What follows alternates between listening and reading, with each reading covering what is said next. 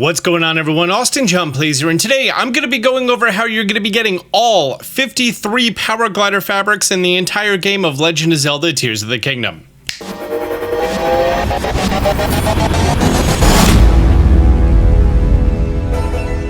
There are a total of 53 Paragliders that you can get between 3 different ways. 1 is random rewards for random things within the game, 2 is pictures of specific things, and 3 are amiibo unlocks. I'm going to be going in-game order, meaning that if you go to Sage at Lurelin Village, you're going to be seeing all of these Paragliders in the same order. So that's going to be a very easy way for you to reference this video and see which of these Paragliders you are missing. And it's first going to be starting off with all of the quest or location based ones.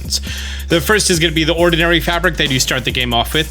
Second is going to be the nostalgic fabric. The nostalgic fabric you're going to be able to get on the Great Plateau if you head to the Temple of Time ruins to the very top of it where this Korok is.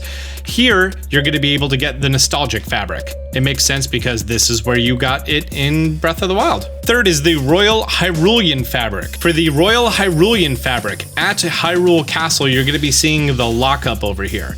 The lockup is going to be accessed via one of these surface levels of rocks. I believe it's this pile of rocks right here on the map. If you destroy these rocks, which are ground level, head inside of there, there's going to be some gloom hands to deal with, aka gloom spawn. And after you defeat the gloom spawn, you're going to be able to get the chest there. That's going to be your fabric inside. Fourth is going to be the Goron fabric. After you complete the portion of regional phenomena, there's going to be a series of minecart games. You're going to make your way all the way down this hill, and eventually you're going to be reaching the southern mine, located right here on the map. Inside of the southern mine is where you're going to be doing part 1 and part 2 of Minecart World, I think the name of the quest was.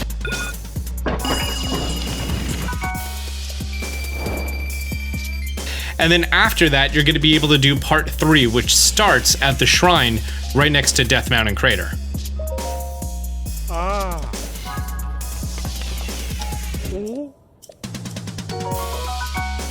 Fifth is the Zora fabric. This is done after the Zora quest of regional phenomena, and you have to complete the side adventure, the Blue Stone. And for the Blue Stone quest from Zora's domain, you're going to be seeing this platform right here. At the end of the platform is going to be a Zora on here who's going to be giving you the quest. All you have to do is grab some local supplies, head into the cave that he shows you, grab him a blue stone, bring it back, and he's so thankful for that he just goes ahead and gives you a paraglider. Number 6 is the Gerudo fabric. After that part of regional phenomena, there's going to be a foot race quest in the desert. From the southern oasis here in the Gerudo desert, you're going to make your way right here to the southern oasis training area.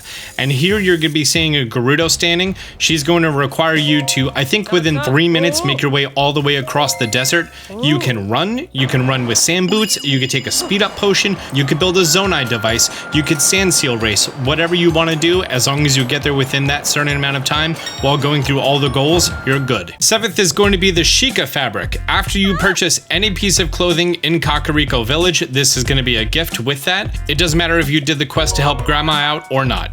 8th is going to be the Zonai fabric. At a certain point in the game, you're going to be seeing the temple on the Sky Island start to have a glow above it.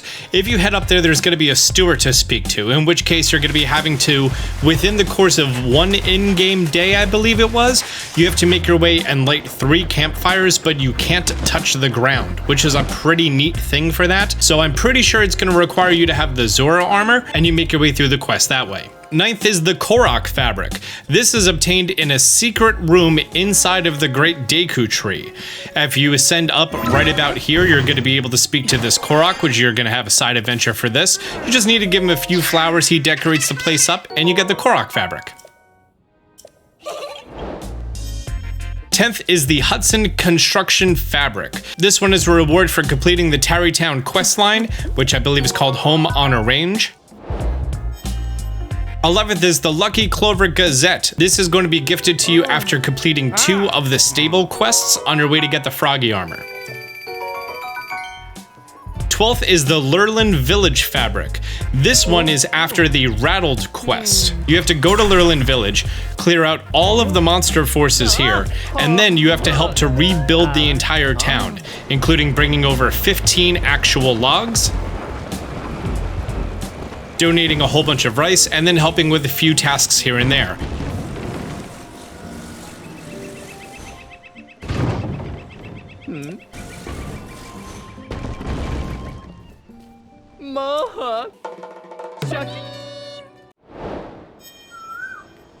After that time, you're going to see a woman standing there wearing a Cece outfit.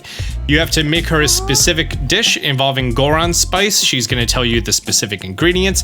You cook that up, you give it to her, and then she's going to need you to fan her off. So attach a Korok frond to whatever you want, maybe even a Zonai fan, however you want to make wind, go for it.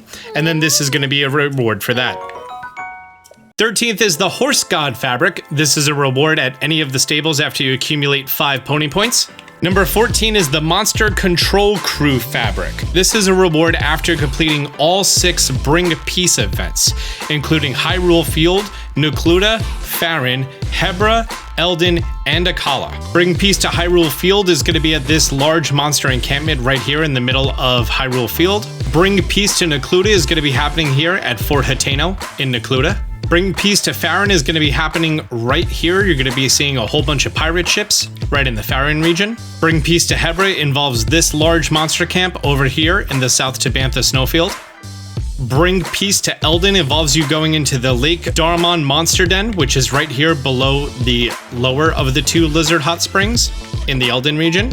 Bring Peace to Akala starts right about here in the Akala region, and then I believe it's going to be on the Akala span, being this bridge right here. Or maybe it goes to this bridge over here. One of those 2 bridges.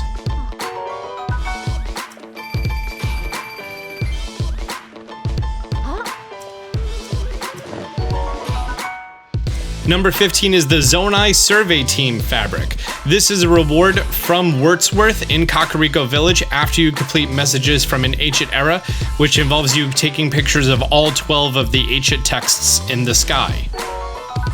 Number 16 is Cece's fabric. You get this the very first time that you talk to Sage, the dad guy in Hateno Village. So you have this. Number 17 is Addison's fabric. This is the reward for completing every single one of Addison's signs all throughout Hyrule. You know, the little, hey, I need you to make something to hold this sign up while I put it in place haphazardly.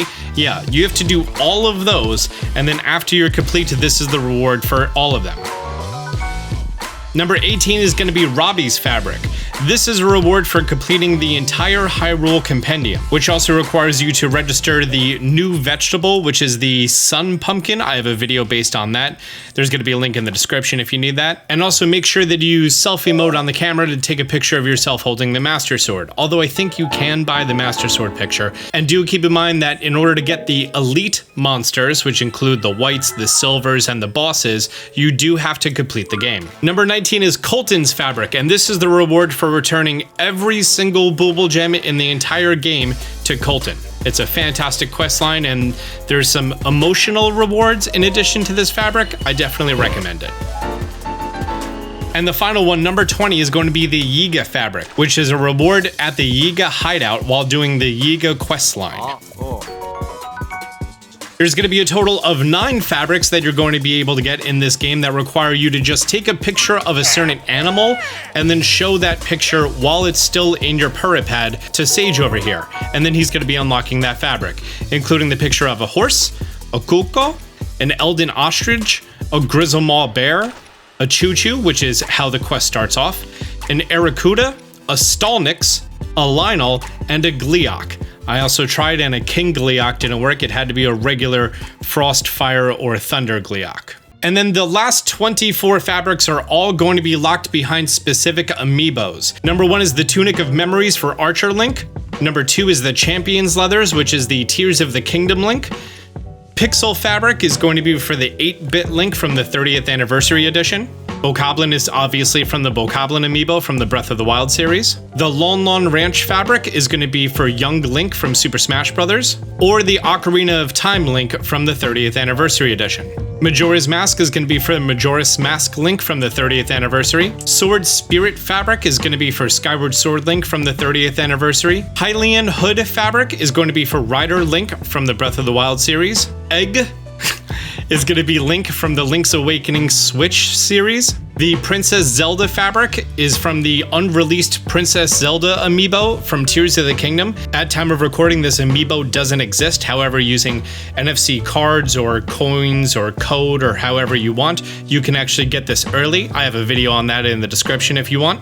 Hyrule Princess is from the Zelda amiibo from Breath of the Wild. Bygone-Royal fabric is going to be for Toon Zelda from the 30th anniversary. Goddess fabric is going to be from Zelda and Loftwing from Skyward Sword HD. Sheik is going to be from Sheik from Super Smash Bros. Gerudo King fabric is going to be from what I call the Gerudo King Ganondorf from the Tears of the Kingdom amiibos. That just like the Princess Zelda one, this one has not been officially released yet, but can be gotten via other means. There is a link in the description down below.